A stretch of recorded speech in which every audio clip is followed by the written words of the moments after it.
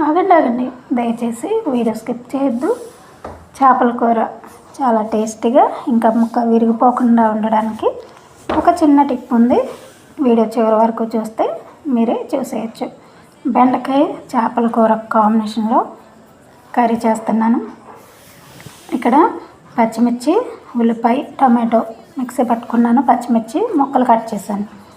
ఈ 3 వేసి ఆయిల్ కాగిన తర్వాత చక్కగా మగ్గబెట్టేసుకుంటున్నాను. ఇలా మగ్గిన తర్వాత ఇందులో ఉప్పు, కారం, పసుపు, ఇంకా చింతపండు, వాటర్ అన్నీ వేసి కొంచెం బాగా ఒక 2 మినిట్స్ మరిగిన తర్వాత చేప ముక్కలు విడిపోకుండా ఉండాలంటే అవి కొంచెం లైట్గా ఫ్రై చేసుకొని వేస్తే చివరి వరకు కూడా చేప ముక్కలు విడిపోకుండా ఉంటాయి. ఈ పులుసు మంచిగా మసులుతున్నప్పుడే బెండకాయ ముక్కలు ఇంకా చేప ముక్కలు కూడా వేసేసాను.